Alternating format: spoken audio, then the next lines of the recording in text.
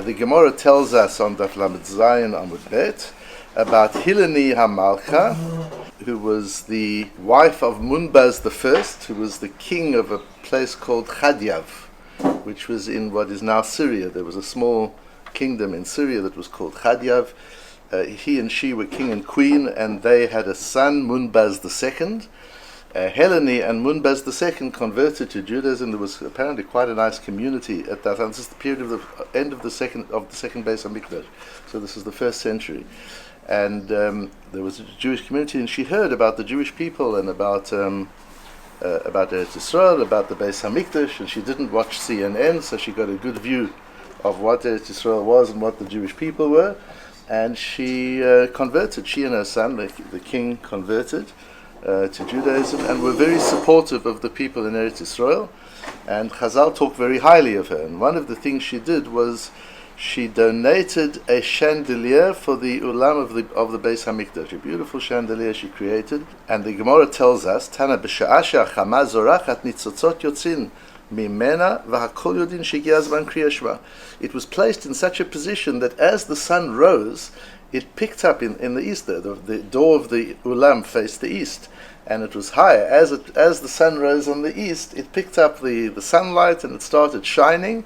And you could see that from far, and everybody knew it was time for Kriyat Shema. So the Gemara asks, who is this everybody that knew it was time for Kriyat Shema? The staff of the Beis Hamikdash, it couldn't be them, because we learned that HaKoreh Shema Shachrit im Anshe Mishmar, if you read Kriyat Shema, if you say Kriyat Shema in the morning, together with the Anshe Mishmar are the Kohanim on duty for that particular day, and if you say Kriyat Shema when they do, or the Anshe Ma'amad, or if you say it with the Anshe Ma'amad, the Anshe Ma'amad are ordinary Jewish people who used to be delegated each day to go to the Beis Hamikdash on behalf of the Jewish nation and stand by the Korban Tamid in the morning and the evening and represent the Jewish nation and different people every week. If you say the Kriya Shema with them, they do, Lo Yatsa, you're not Yotze. Mipnei she'anshe Mishmar mashkimim, Anshe Ma'amad machrim. The Anshe Mishmar say Kriya Shema too early, and the Anshe Ma'amad say Kriya Shema too late. So this chandelier, this alarm clock chandelier, doesn't work for anybody in the Beis Hamikdash. Amar Abai says, Lish'ar Amadi b'Yerushalayim. No, it's the people in Yerushalayim. They could see it and get the message. It was very bright, and they could see it, and they knew that it was time for Kriya Shema. So Rashi says, he talks about what the Anshe Mishmar are, and so on. Makdimim Likrota Kodem Hayom, they read, these words in Rashi are very important, they read Kriya Shema before the day. Rashi doesn't get into the question of when the day starts and when it doesn't. We'll discuss that in our Shir after Shachris. Rashi says, whenever you define the beginning of the day, they said Kriya Shema earlier. Shema timashech elem avodah v'yimanu likrot. They were worried the avodah they would be busy with the temple service, and it would get too late for them to read Kriya Shema. And so they read it early. Too early, in fact.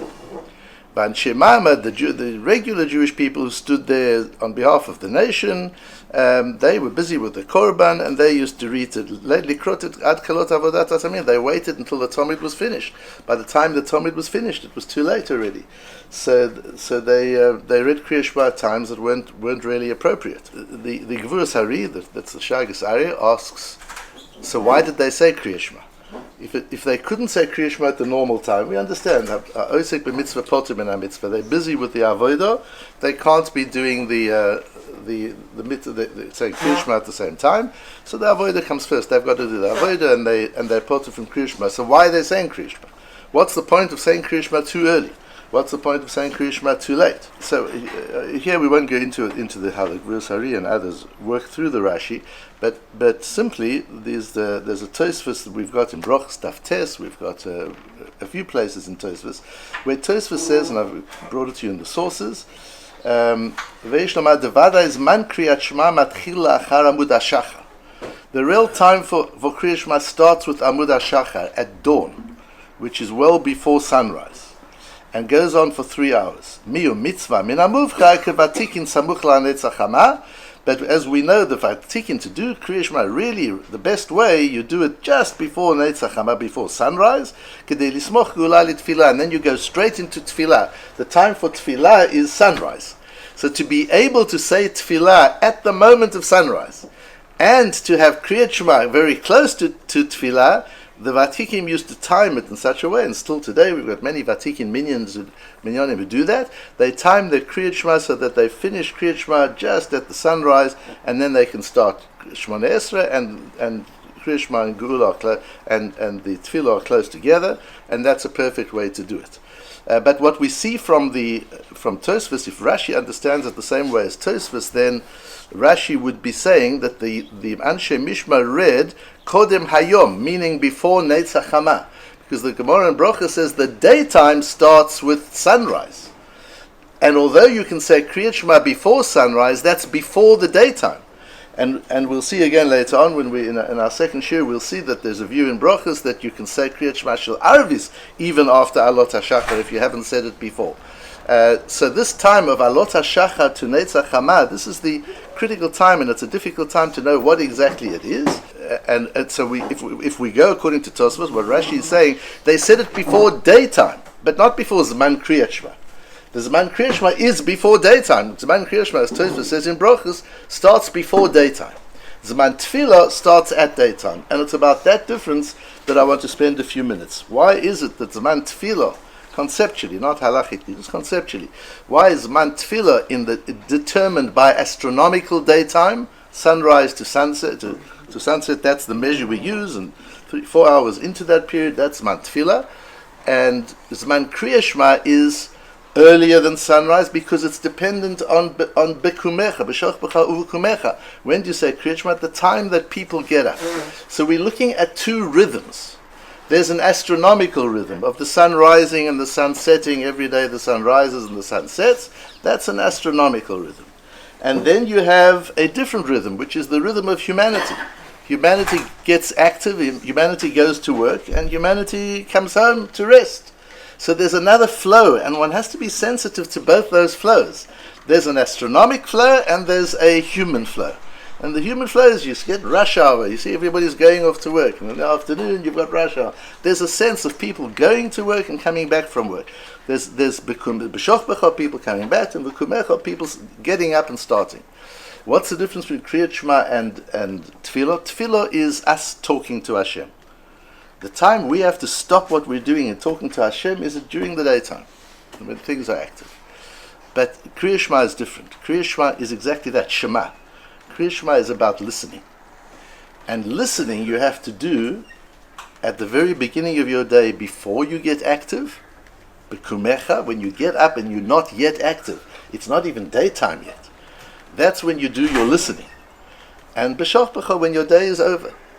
And listening is a very, very important quality which we don't do very well. We don't listen to each other, and we don't listen to the Ribbono Shel Olam, and we don't listen to nature, and we don't listen to ourselves, to our own intuition. Listening is a hugely important thing. One day I think I'm going to do some workshops on how to listen to the world, how to listen to hear Hashem, how to hear your own intuition. And the reason we don't listen is because the most important thing in listening is that you can't listen if you're speaking. And we never stop speaking. Not necessarily verbally, in our minds. We never stop speaking. Our minds are going on. If you just ask yourself right this minute what's going on in your mind's busy speaking. That's why we can't concentrate. Because we're trying to listen to the Gemara, but other things are going into our mind. It's difficult. Our mind's all over the place. And we're talking to ourselves all the time. We're voices and voices and voices. Talking to ourselves. In the middle of Shema Israel, we're talking to ourselves. We don't stop and listen. And you can't listen if there's ego. You can't listen if there's self-absorption. To listen, you've got to be completely absorbed in the other. You've got to be completely focused on the other person. You can't listen if your cell phone's there. You can't listen if your computer's on. You can't listen if there's a book open in front of you. You can't listen if your mind is somewhere else. To listen, because what you want to do when you listen is not listen to the words people are saying. The words are easy, and the truth isn't in the words. You'll never understand your wife or your husband or your child if you listen to what they say. What they say is not what they mean. What they mean is between the words of what they say. And that needs a different capacity of listening. And it's the same with the mitzvahs of the Torah. If you just read and just look at the words, you're not going to understand what the Torah really means. It's between the words that you've got to understand what the Torah means. And you see that in everything that we're learning. Look in the Vilna Gaon, 2 or 3 little words. Between the words, a whole world opens up. You've got to listen to between the words. The words are just the framework, the structure. But when people talk, they talk from their heart. There aren't words to describe what they're really feeling. So you've got to listen to their heart, not to their mouths. But to listen to their heart, you've got to be completely absorbed in their heart. And to listen to yourself, it's the same thing. You can't listen to yourself on a surface level and listen to all the stuff in your head. You've got to listen to what's in your heart. To listen to what's in your heart, your head's got to stop talking. And your ego has to go away, and you've got to be able to listen to Hashem, to hear nature. Shema Israel is a moment of listening. Just listen. Because if you listen, you'll understand Achdut Hashem. You'll understand oneness. If you look at a violin and a violinist, you'll see how many different things. You'll see the violinist, you'll see the violin, you'll see the strings, you'll see the bow, you'll see 5 strings or 4, however many strings there are on a violin. And all the different pieces that go to make up the violin. You'll see, when you look, you see fractions. When you look, you see sections. And then the violinist starts playing the violin, and you hear one thing, the music. When you listen, you get to Achdut. When you see, you get to complexity. And Shema is just stop a moment and listen. Because if you can just listen, you'll understand that Hashem Elokeinu Hashem Echad. And then you can get to Ahavat Hashem. And then you can get to Shmirat HaMitzvot. And then you can get to Zecher Yetzias Mitzrayim. And then you can finally get to Tefillah. Now you can talk. Once you've listened, you can talk. We're always busy planning what we're going to say before we listen. No. Listen, then talk. You're having a conversation. Listen. Don't worry about what you're going to say. Then talk. You're in a shir. Listen. Then talk. You're learning a piece of Gemara. Listen. Then talk. And that listening has to happen before you get active.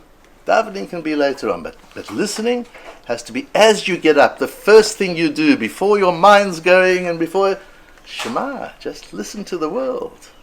Listen to what's around you. Listen to yourself. Listen to Hashem. And when you're finished in the evening, your work is over, you've closed your computer, you've turned off your phone, sit down a little bit and listen. Shema. That's the time for Shema. So again, that's not from a technical halachic perspective, but learning it out of here, understanding that there's a different time frame for Shema than there is for Tefillah. What I'm explaining to you is the essence of that is understanding what Shema means, what the word listening means, and to be able to extrapolate that not only into saying Shema Yisrael. Even when we say Shema Yisrael, we don't even listen. We're busy saying, we're talking. When do we listen? Never. But the injunction of Shema is to stop and listen. And that's from Alot HaShachar, very, very early. That's the time to just stop and listen, and then we move into our day as a result of that. And we'll take it further in Yetz Hashem at the second shiur.